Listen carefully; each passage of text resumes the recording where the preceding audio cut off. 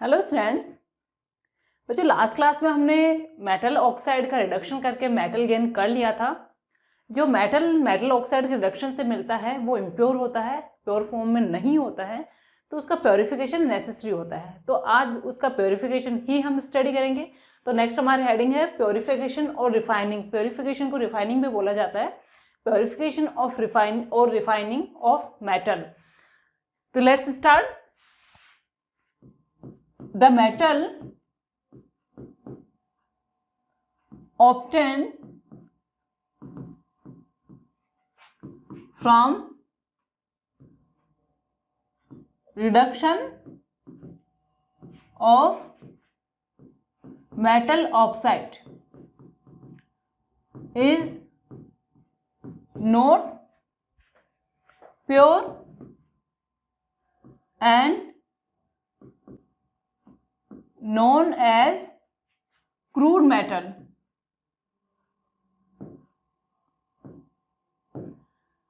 And purification, the purification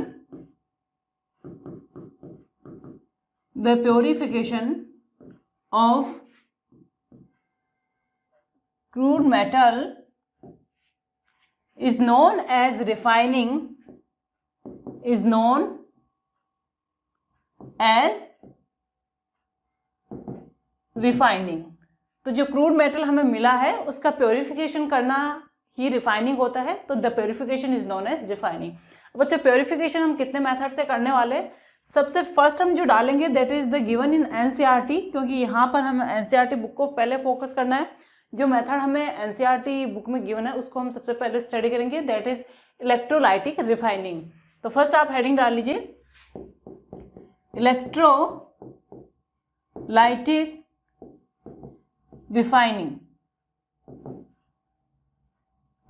इसके बाद जो अदर मेथड्स हैं, second is liquation method, third is Mond's process,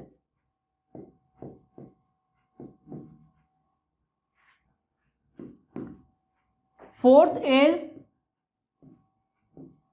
zone refining,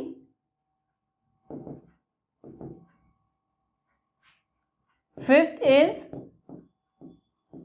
von Erkel method,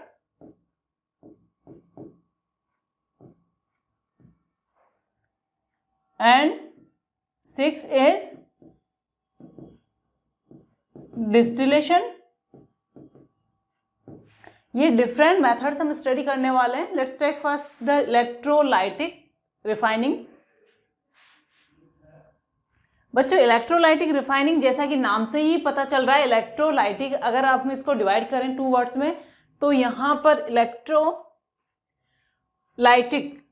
electro का meaning होता है electricity, that we know. Lytic यानी first chapter में मैंने बता दिया आपको, लाइटिक का मतलब होता है बाय इलेक्ट्रिसिटी किसी सब्सटेंस को ब्रेक करना।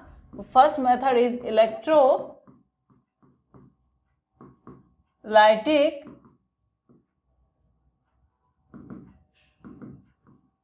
रिफाइनिंग। इलेक्ट्रिसिटी की हेल्प से हमें किसी चीज को ब्रेक डाउन करना है, इलेक्ट्रोलाइसिस उसका एक तरह से करवाना है, दैट इज इलेक्ट्रोलाइटिक रिफाइनिंग या electro by the help of electricity. Refining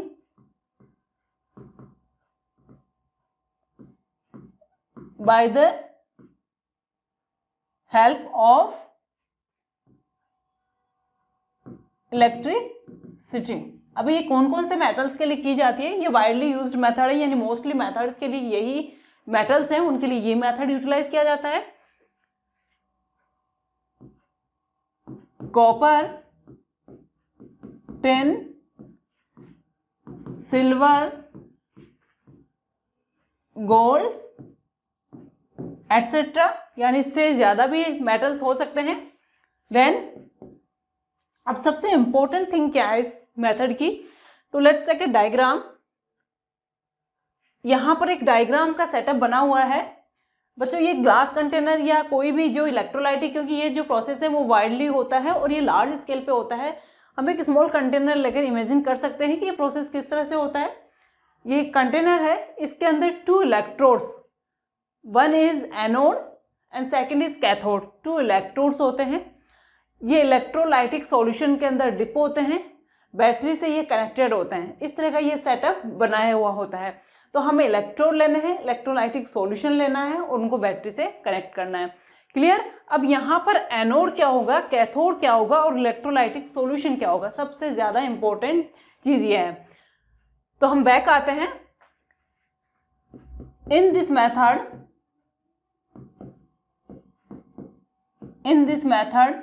हमने ऊपर जो रिडक्शन ऑक्साइड के रिडक्शन से जो मेटल गेन किया था वो इम्प्योर होता है।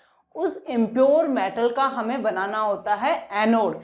तो इम्प्योर मेटल, अब यहाँ पे मुझे जो मेथड है उसका बहुत ज़्यादा डिस्क्रिप्शन में लिखना नहीं है, इन शॉर्ट हम मुझे समझाना है। In this method impure metal obtain from reduction of metal oxide. कहां से मिला था मैं, मेटल ऑक्साइड की रिडक्शन से। इज कास्ट हम कर सकते हैं या कन्वर्ट बोल सकते हैं, इज कन्वर्टेड और is made anode is converted into A thick sheet, A thick sheet, और रोड भी हम बोल सकते हैं, दैट वर्क्स एज एनोड। यानी हमने जो इम्प्योर मेटल लिया है, इम्प्योर से हम एनोड बनाएंगे। आपको याद रखना है इस चीज को, क्योंकि अगर आपने ये उल्टा कर दिया तो प्रोसेस सारा रॉन्ग होगा। इम्प्योर फॉर एनोड, यानी इस तरह से कनेक्ट करके आप याद कर सकते हैं।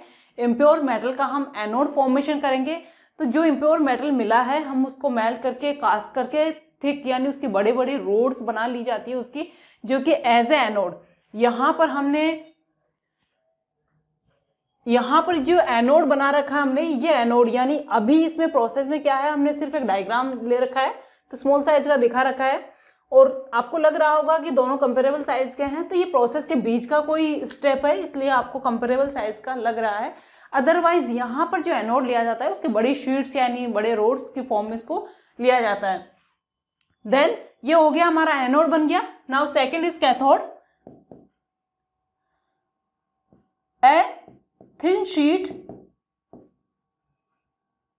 of pure metal is taken as cathode। ठीक है, एंड यहां पर अब कैथोड एनोड हो गया। थर्ड स्टेप हमारा जो सॉल्ट है, सॉल्ट हम क्या लेने वाले हैं, या इलेक्ट्रोलाइट। द इलेक्ट्रोलाइट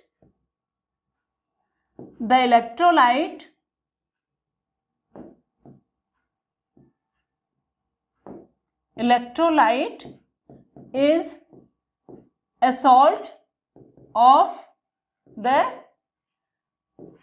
above, या सेम भी लिख सकते हैं, सेम मेटल जिसका आप प्योरिफिकेशन करने वाले हैं। द सेम मेटल जिसका प्योरिफिकेशन करने वाले हैं, उसी मेटल का कोई सॉल्ट हमें ऐसे इलेक्ट्रोलाइट लेना है। तो हमारी तीनों चीजें कंप्लीट हो गई है। एनोड हमने बना लिया है, कैथोड हमने बना लिया है, और सॉल्ट यानी इलेक्ट्रोलाइट, क्योंकि electrolytic reduction, electrolyte oxidation, electrolyte का कोई भी प्रोसेस हो तो हमें इलेक्ट्रोलाइट लेना नेसेसरी होता है, यानी सॉल्यूशन फॉर्म में या फिर जो मोल्टन स्टेट है उस फॉर्म में, तभी इलेक्ट्रिसिटी पास होगी, अदरवाइज प्रोसेस नहीं होगा। तो हमारा ये कंप्लीट हो गया है। अब हम बात करें, एक कॉपर मेटल को हम स्टडी करें कि सपोज कीजिए इसकी जगह हम क्या ले रहे हैं, एक कॉपर मेटल ले रहे हैं। तो एक एग्जाम्पल डाल लेते हैं, for the refining of copper, for the refining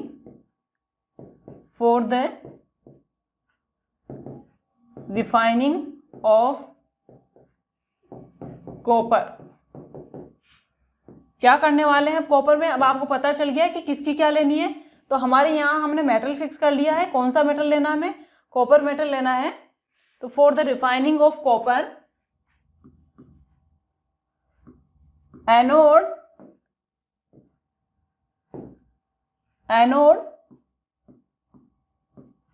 is made up of impure copper,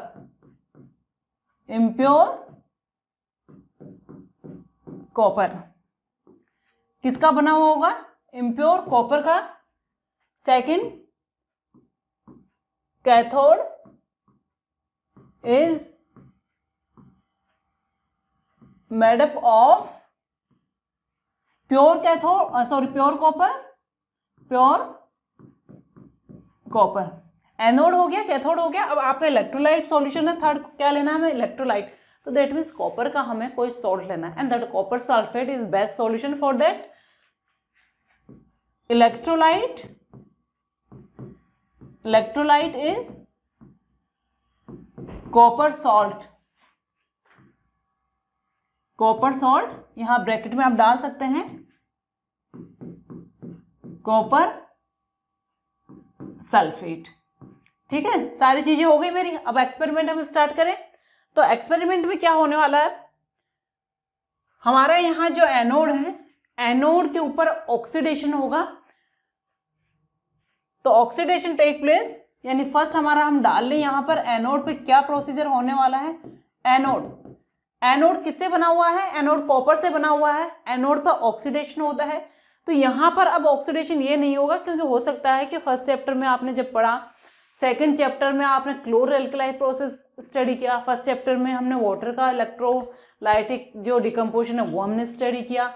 तो वहाँ पर जो है पॉजिटिव यानी कैटायन कैथोड पे मूव करता है, एनायन एनोड पे मूव करता है, और वहाँ पर जो भी प्रोसेस होना होता है वो रेस्पेक्टिव प्रोसेस होता है। ठीक है, बट एनोड पे हमेशा ऑक्सीडेशन और कैथोड पे रिडक्शन होता है। क्लियर? तो वही प्रोसेस हमें करना है, पर यहाँ पर दोनों इलेक्ट्रोड्स पे आयन मूव नहीं करते। तो यहाँ सबसे पहले हम एनोड पे ले रहे हैं Cu+2 electron, oxidation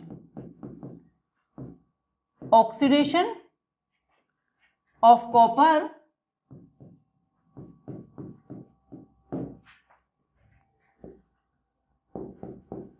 metal moves to solution as copper ion. ठीक है, यहां पर एनोड पर ऑक्सीडेशन हो गया है। अब एक बार कैथोड का प्रोसेस और कर लेते हैं। कैथोड पे क्या करता है? रिडक्शन होता है। तो यहां कैटायन मूव करेंगे, Cu+2, यहां रिडक्शन लिख लीजिए आप, रिडक्शन 2 इलेक्ट्रॉन, ये बन गया कॉपर। दिस कॉपर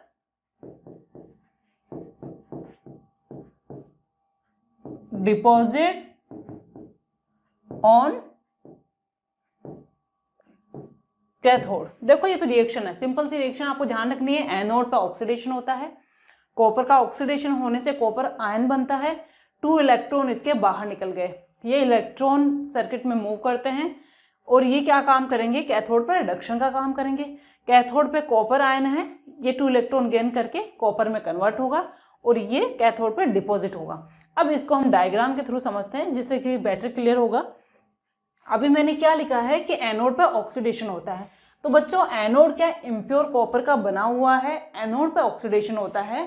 तो एनोड का जो कॉपर है, इस कॉपर का ऑक्सीडेशन होकर ये डिसोल्व होता है, सॉल्यूशन में मूव करता जाता है। तो उसी रिएक्शन को अब मैं यहां से करती हूं इसको। ये Cu+2 electron move to solution. ठीक है, आगे समझ में? कॉपर जो यहाँ का जो कॉपर है, कॉपर की हम इम्प्योर कॉपर की हमने रोड ली है, उस कॉपर का ऑक्सीडेशन होकर एज ए आयन वो सॉल्यूशन में मूव करता है। अब यहाँ पर हमारा जो है यह है कॉपर सल्फेट है, कॉपर सल्फेट ये सॉल्यूशन है, लिखा हुआ है मैंने बाहर, फिर भी मैंने लिख दिया है। और सॉल्यूशन कॉपर सल्फेट है, दैट मीन्स क्या है इसमें Cu+2 and SO4-2। Copper plus ion और सल्फेट माइनस आयन दोनों आयन्स प्रेजेंट है। ठीक है, अब कैथोड पे जाना है हमें। ये एनोड की ऑक्सीडेशन रिएक्शन हो गई है, यहाँ पर एनोड पे एनायन इधर से मूव नहीं करेगा।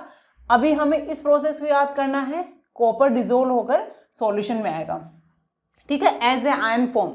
अब ये आयन देखो, सॉल्यूशन तो न्यूट्रल है, कॉपर सल्फेट न्यूट्रल सॉल्यूशन है, तो एक्सेस में जो कॉपर आयन आ रहा है वो सॉल्यूशन में नहीं रह सकता।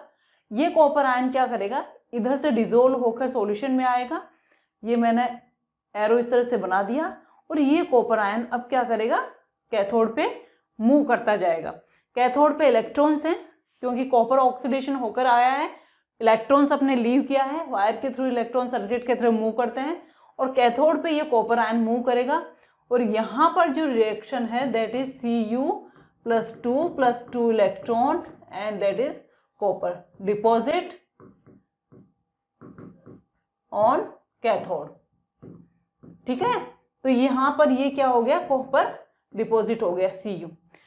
तो कैथोड की हमने एक थिन रोड या शीट, हम कुछ भी बोल सकते हैं, वो ली थी हमने प्योर कॉपर की। अब यहाँ से कॉपर डिजोल्व होकर सॉल्यूशन में आ रहा है, और सॉल्यूशन से कॉपर आयन कैथोड पे डिपॉजिट होते जा रहे हैं। तो ये जो इम्प्योर मेटल की शीट है ये हमारी थिन यानी पतली होती जा रही है, और प्योर मेटल जो है कैथोड के फॉर्म में इसकी साइज बड़ी होती जा रही है, डिपॉजिट होता जा रहा है। अब ये तो हो गई हमारी कॉपर मेटल की बात। कॉपर मेटल के अलावा बाकी के जो इस, क्योंकि इम्प्योर हमने बोला है तो और भी मटेरियल और भी थिंग्स इसमें हो सकते हैं एज ए इम्प्योरिटी, उनका क्या होना है। ये हमारा कंप्लीट हो गया। अब यहां पर इम्प्योरिटी कौन कौन सी हो सकती है, the soluble,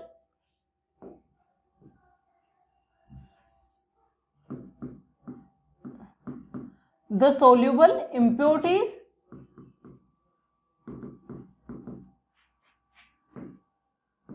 remains in solution।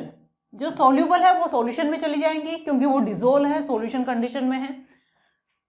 दूसरी कौन सी हो सकती है, insoluble impurities। insoluble impurities deposit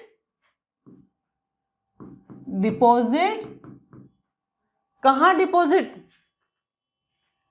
ये जो मैंने एनोड के नीचे ये येलो कलर का कुछ बना रखा है ना, that is the impurities, insoluble impurities.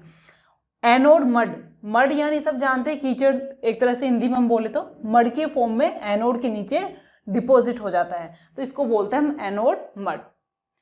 तो इनसॉल्युबल इम्प्योरिटीज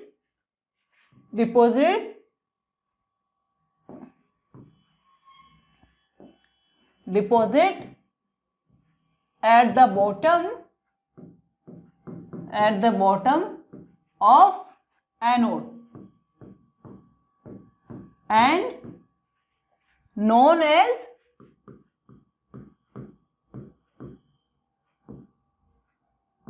anode mud। अब यहां पर बच्चों सबसे इंपॉर्टेंट क्वेश्चन क्या होता है इस मेथड के अंदर, यानी जो क्वेश्चंस आपके बन के आएंगे, मैं यहाँ नोट कर देती हूँ। वोट यानी जो एनोड है आपका किससे बना हुआ है, what is anode, what is cathode. Second two question 2, third, what is taken as electrolyte। Question 4, what is anode mud। Clear. तो ये एनोड इम्प्योर मेटल, कैथोड क्या हुआ pure metal, electrolyte metal salt, उसी मेटल का salt लेना है, दूसरे का नहीं लेना है, और एनोड मड इनसॉल्युबल इम्प्योरिटीज। देखिए अगर सॉल्ट अगर आप किसी और का लेते हैं तो फिर आपके प्रोडक्ट्स यानी जो कैथोड है वो कुछ और मिलेगा, इसलिए हमें ध्यान रखना है कि हमें इलेक्ट्रोलाइट क्या लेना है। तो इससे रिलेटेड यानी इलेक्ट्रोलाइटिक प्रोसेस से रिलेटेड क्वेश्चन हमारा हो गया। सब्जेक्टिव क्वेश्चन की अगर हम बात करें तो आपको मेथड का प्रोसीजर प्लस ये डायग्राम आपको ध्यान रखना है। That is about the electrolytic purification of metals. बच्चों नेक्स्ट मेथड है लिक्वेशन। तो आप हेडिंग डाल लीजिए सेकेंड मेथड की, दैट इज लिक्वेशन। अब जैसा कि आपको वर्ड से ही पता चल रहा है कि कहीं ना कहीं इसमें लिक्विड फॉर्म आने वाली है, तो इसका सबसे पहले प्रिंसिपल नोट कर लीजिए। व्हाट इज द प्रिंसिपल, क्योंकि देखिए ये जो मेथड्स हैं ये बहुत डिटेल में हमें नहीं करने, हमें ये इनको हमें एनटीएससी अगर कोई स्टूडेंट दे रहा है तो उसके लिए मेथड बहुत इंपॉर्टेंट है, क्योंकि एनसीईआरटी में या बोर्ड के सिलेबस में ये मेथड्स नहीं है। तो आपके एनटीएससी के पॉइंट ऑफ व्यू से ये इंपॉर्टेंट है। तो इन मेथड्स को हमें शॉर्ट में करना है कि इनका प्रिंसिपल क्या है, किस मेटल्स के लिए यूज होता है और एक्चुअली में कहना क्या चाहता है। तो लिक्वेशन का जो प्रिंसिपल है that is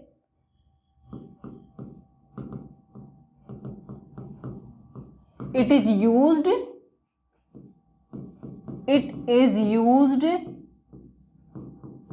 for the metals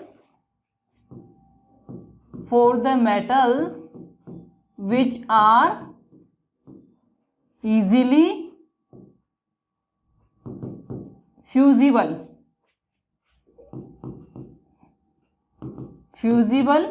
or have low melting point but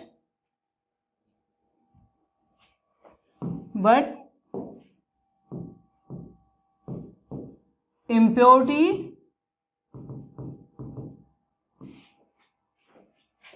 are not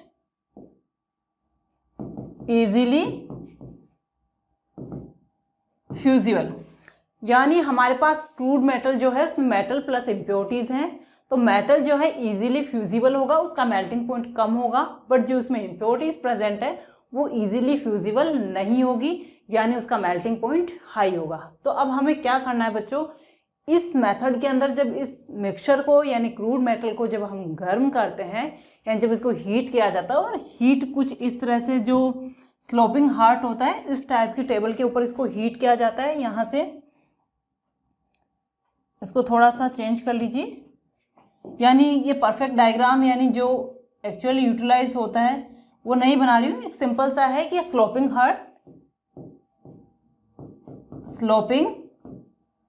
heart heated on, ठीक है। अब यहाँ पर क्या होता है, जब इसको हम मेल्ट करेंगे मिक्सचर को, क्रूड ऑयल को, तो यहाँ पर जो लिक्विड स्टेट है वो फ्लो करके निकल जाएगी, जबकि जो सॉलिड मेटल है वो लेफ्ट बिहाइंड होगा, ठीक है। तो पहले इसको नोट कर लीजिए, फिर इसको प्रॉपरली आप डायग्राम को, नेसेसरी नहीं है बनाना क्योंकि डायग्राम आपसे कोई नहीं पूछेगा पर्टिकुलर इस मेथड का। In this method when crude metal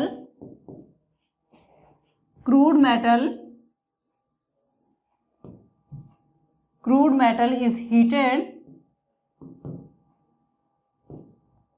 on sloping heart, आप स्लोपिंग हार्ट नहीं लिखते तो भी चलेगा, देन मेटल या लिक्विड मेटल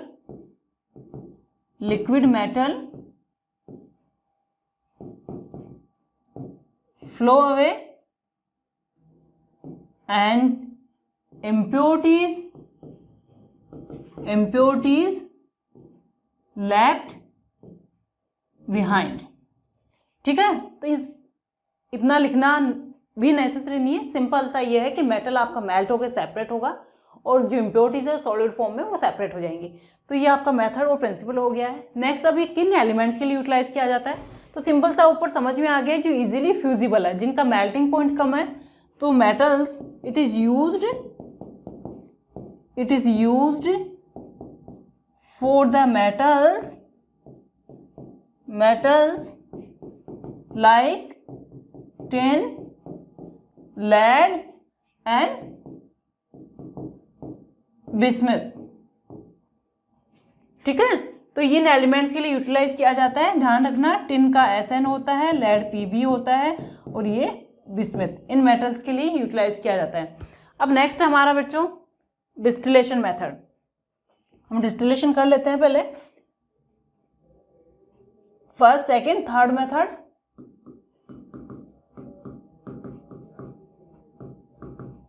डिस्टिलेशन, जब आप एंट्री क्वेश्चन से सोल्व करेंगे तो सीधा आपको सीधा समझ में आएगा कि मेथड सिंपली ये पूछा गया है कि मेथड में होता क्या है, यानी उसका प्रिंसिपल, प्लस ये मेथड किन मेटल्स के लिए यूटिलाइज किया जाता है। तो डिस्टिलेशन, अब डिस्टिलेशन अगर हमने 9th क्लास में डिस्टिलेशन पढ़ा है तो डिस्टिलेशन में क्या होता है, किसी भी सब्सटेंस को हम वेपर फॉर्म में कन्वर्ट करते हैं और वेपर्स का कंडेंसेशन करके हम उसका प्योर लिक्विड गेन करते हैं। यही प्रोसेस हम यहाँ अप्लाई करने वाले हैं, हम मेटल का डिस्टिलेशन करने वाले हैं। तो ऑटोमेटिकली ये क्लिक होता है कि डिस्टिलेशन उसी मेटल का होगा जो इजीली वेपोराइजेबल है, इजीली वेपर्स में कन्वर्ट होता है। तो इन दिस मेथड या this method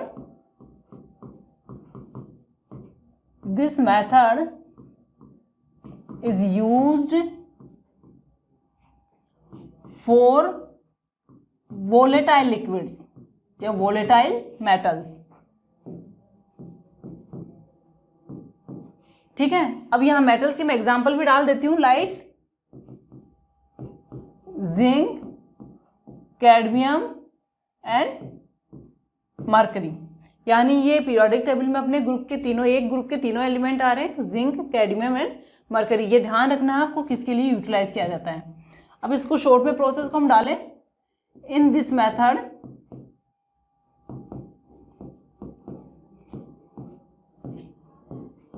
metal is converted into vapors and then condensed into liquid। और लिक्विड कौन सा हमारा, प्योर मेटल हो गया, pure metal, and impurities left behind। Clear? तो ये हमारा हो गया डिस्टिलेशन मेथड। हमने इलेक्ट्रोलाइटिक रिफाइनिंग कर लिया है, then liquation and distillation, 3 methods हमने कंप्लीट कर लिए हैं। बच्चों बाकी की जो मेथड्स हैं हम नेक्स्ट क्लास में करने वाले हैं। Till then goodbye, be happy.